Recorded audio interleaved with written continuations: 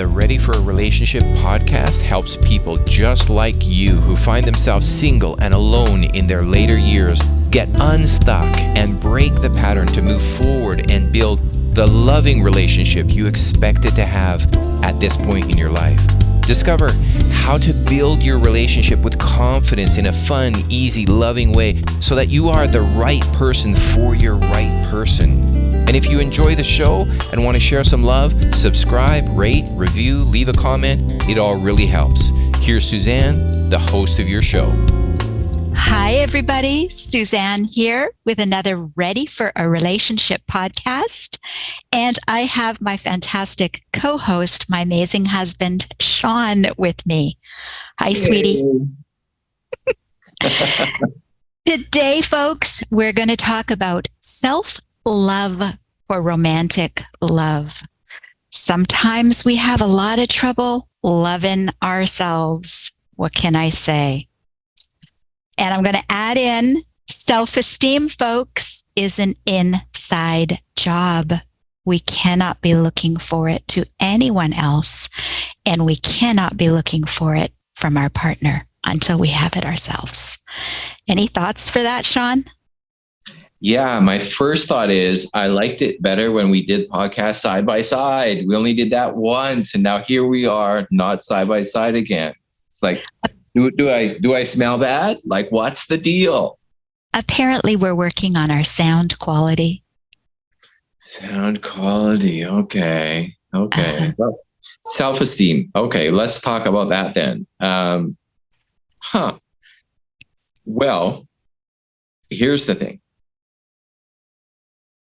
When I chat with people, and lots of times they're struggling, people are struggling, everybody struggles with this, by the way, so don't feel singled out or anything like that. Everybody struggles with self-esteem at different times in their life.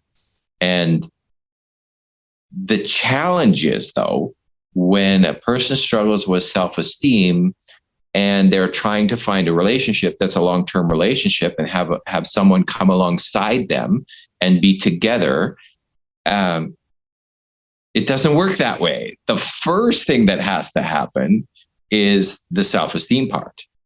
When you have self-esteem and you understand who you are from the inside and what your strengths are, then finally someone can know you and come in alignment with you, and you can create a relationship. But before that, it's really, really tough. And people think, well, dating sites don't work and all these other things happen, but it's not that they don't work. It's that we're not ready yet. And the self-esteem part, as you said, you're right. It is an inside job, and it starts from us first.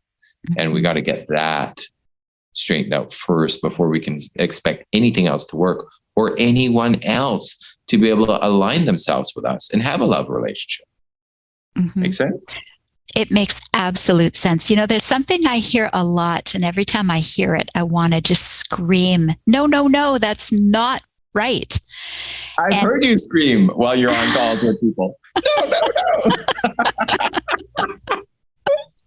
Okay, sometimes I don't just think about it. Sometimes I do. It depends where I am, okay? The thing that I'm going to comment on is when people say, I want to find someone to complete me, or my so-and-so completes me. And this is where I just want to scream, no, that's not right. I would love everybody to understand that we are each complete and whole and fully capable of doing everything we want in life by ourselves. We are complete. When we choose to be with someone, we're choosing that life becomes better. Life becomes enriched, not because they complete us. Yes. And when we chatting with people, and you can see that the people that are very strong in themselves and they have that confidence in themselves, and they know that, that it's not that they're looking for someone to complete them. They know that they're okay as a whole themselves. they get the strongest and best relationships. That's true. They do.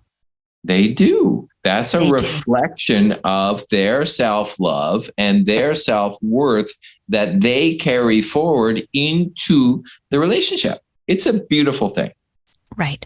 And when you have respect and appreciation and love for yourself, you are bound to get respect, appreciation, and love from someone else. Of course, it's the same story again. What you put out, you get more of back. What you focus on, you get more of back. And that's all a reflection of your self-love.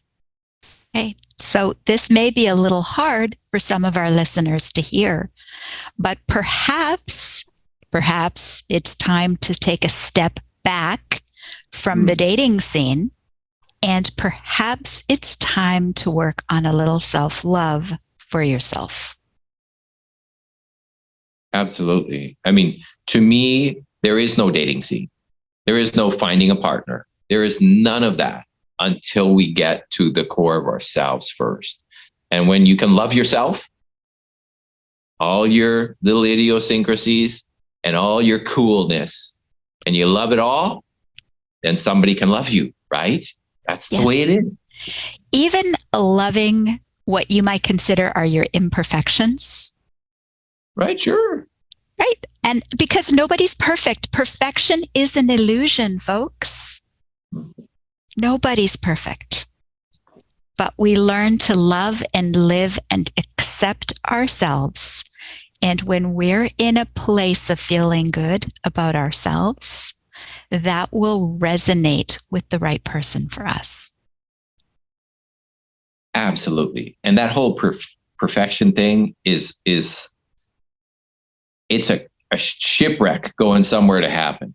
If you're thinking you're going to be perfect or you're trying to be perfect, just forget it, because everybody's definition of perfection is different than yours. So you're just spinning your wheels forever, and it's not necessary. Right. You can't pretend. You can't pretend this. You can't pretend that you think you're okay if you think you're not okay, because you know what? The not okay is going to shine through. People are going to see through your pretending. Yeah, that's true. That's true. It's like when I banged my toe coming out of the shower the other day and I'm hurting myself. And it's like I'm pretending that it's okay. It's okay. It's okay. But really, you could tell it was not okay. Right? Yes. And then someone else would look at you and say there's a disconnect. You're being inauthentic. Yeah, that's true. The serious side of that is that's you're right. Not being authentic. However you say that, you guys get the idea of what I mean, right? You're not being authentic. So it's very important that we find the ways that we love and appreciate and accept ourselves so that we're ready to go out to find someone that maybe will enhance that beautiful life that we have, and that will appreciate the beautiful person that we are. Mm-hmm. Shall we discuss some ideas? Absolutely. Okay. One of the things, and I think I made 5 suggestions here. Okay, suggestion number 1. How about you start with writing out all the things you love about yourself?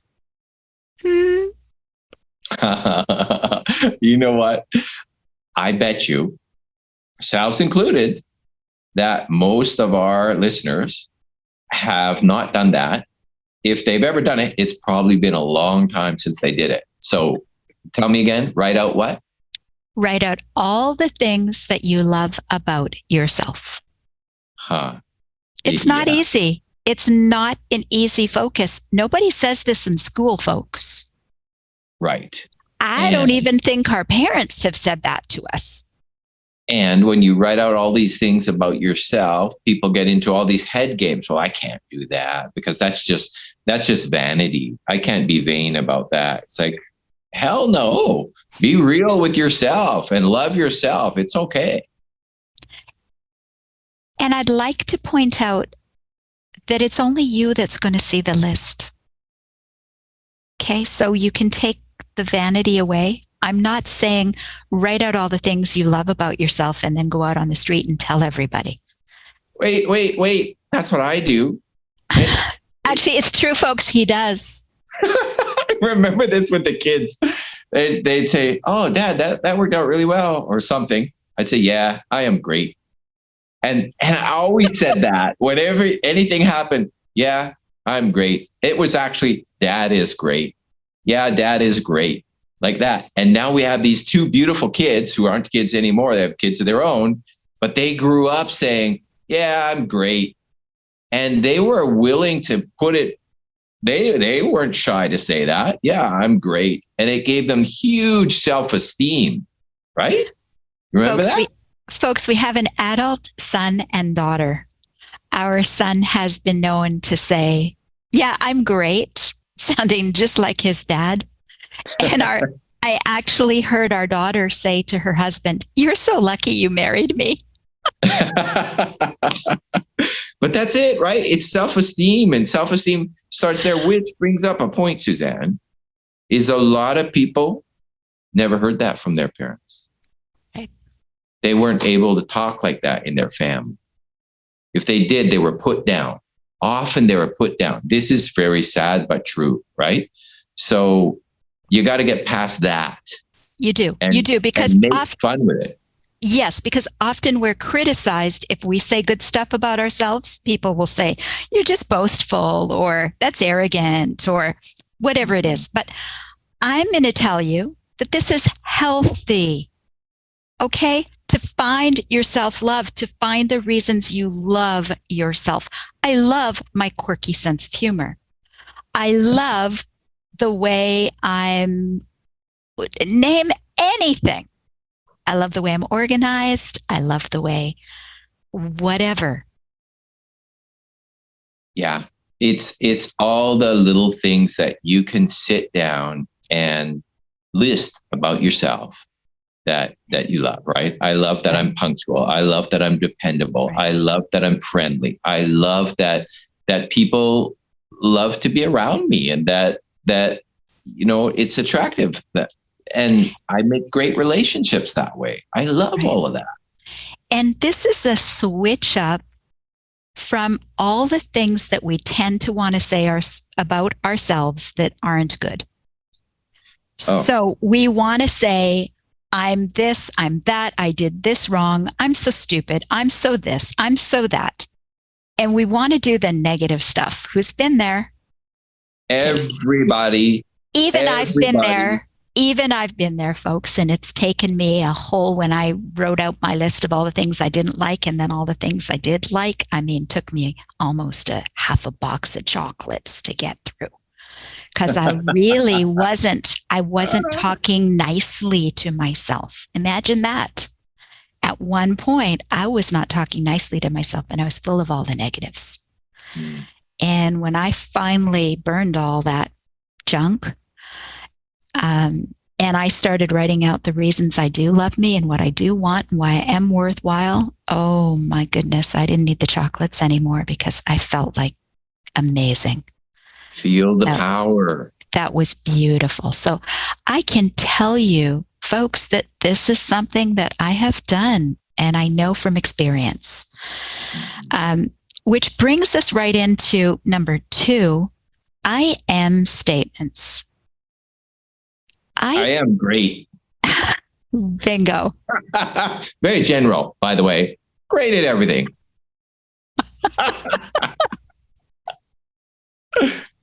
Okay, if you want to talk to 2 people who have pretty high self-esteem, Shawn is one.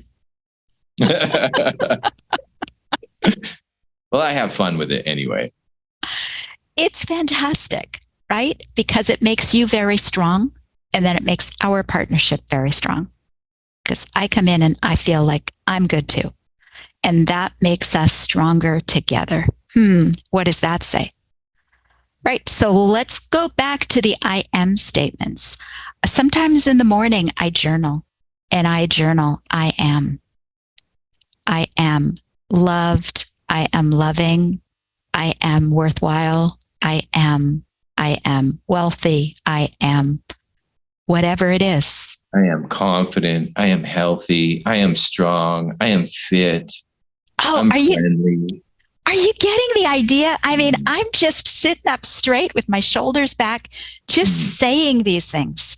And as I said, it doesn't mean you have to go out and say that to the world. It just means when you say it to yourself, you gain your strength, you feel your power, you feel your confidence, right? Absolutely. Okay, let's do number 3. Ooh, if you guys liked the first 2, you're going to love this one. I'm going to tell you to write yourself a 50 stack of awesome. Oh, yeah. We've done that with business people too. So this is great in a context of personal. Yes. And this is specifically, why am I awesome? And here, use the opportunity to take all of the things that you might say. Some people might have told you their faults. Turn them around, folks. If you're having trouble with this, let me know because I'm really good at helping you. One of our clients said to me, oh, people have told me I'm too picky. I'm too picky with who I go out with. And we switched that one around to I'm choosy with who I spend my time with. Right. Now, which one of those empowers you more? I'm picky? Sounds bad, doesn't it? Yeah, it doesn't sound nice. I'm choosy with who I spend my time with. Exactly. Right? Switch it all around. It's taking a power position, right? It is. How about to demanding?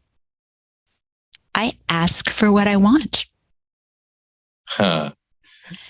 Nobody's a mind reader. If you don't ask for what you want, are you just going to sit back and hope they guess? So somebody says to you, you're too demanding, Suzanne. And you're thinking, no, I simply ask for what I want. Yeah. That's taking the power position. Yeah. And by the way, I have an expectation. That's beautiful too, because now you're standing inside of your expectation. Okay. So 50 stack of awesome, folks. Why are you so awesome? Right. So you mean, hang on a second. Let's get some clarity on that. You mean like write a list of 50 things I'm awesome about? That makes me awesome? Yeah.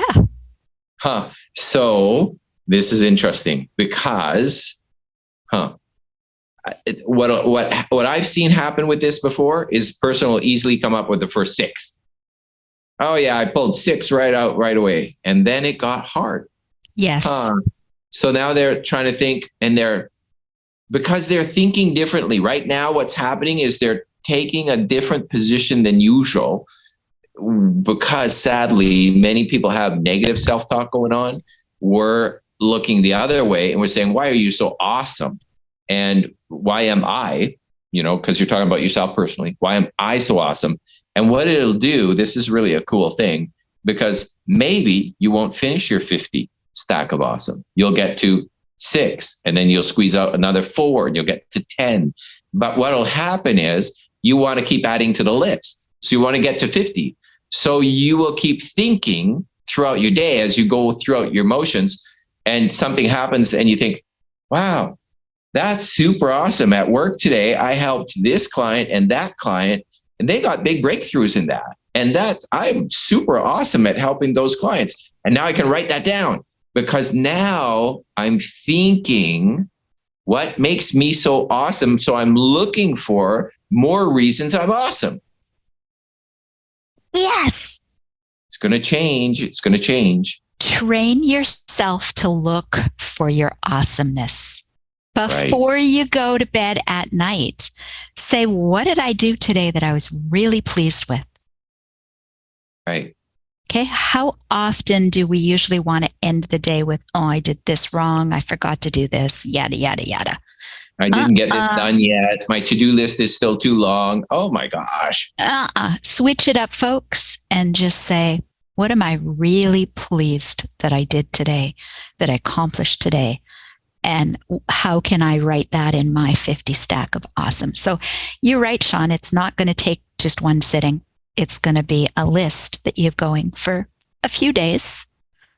You know what happens too, just to take that thought of you're saying when you're going to bed and you think about what did I do awesome today, take that list that you've started so far and read it to yourself before you go to bed. Because this is personal programming, folks. Yeah. It's like, I am awesome because I did this and this, and I am awesome in this area, et cetera, et cetera. And as you're going through, you're putting that in your mind before you go to bed, rather than watching the news and hearing all the bad things happening in the world today.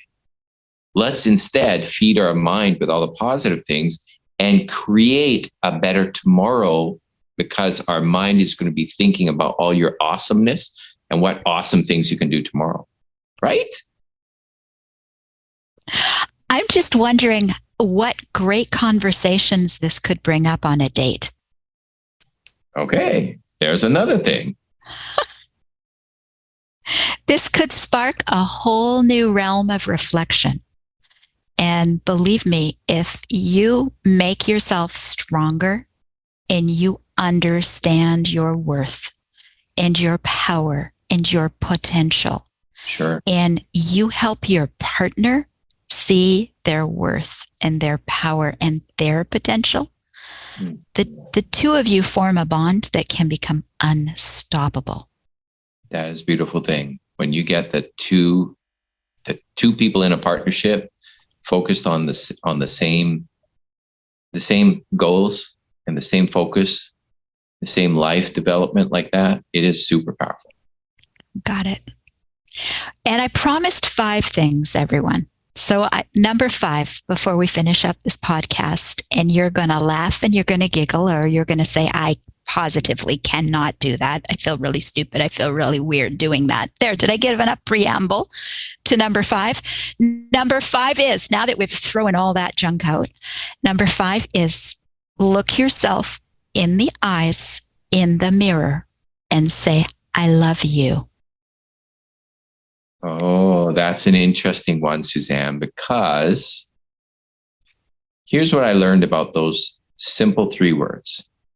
They are super powerful words, and many people don't use them. And they don't even use them much inside of their family unit or their relationships, but that's hard for a lot of people to do. It's hard to go in front of the mirror and say, I love you. I love you. Right? It's hard for people to do. And yet it's very empowering when you do it. So it's a simple thing. And like everything that we go through is simple to do and simple not to do. And if you're not getting the results you were hoping to get or thought you should be getting at this point in your life, try something new. Simple to do, simple not to do. Try something new.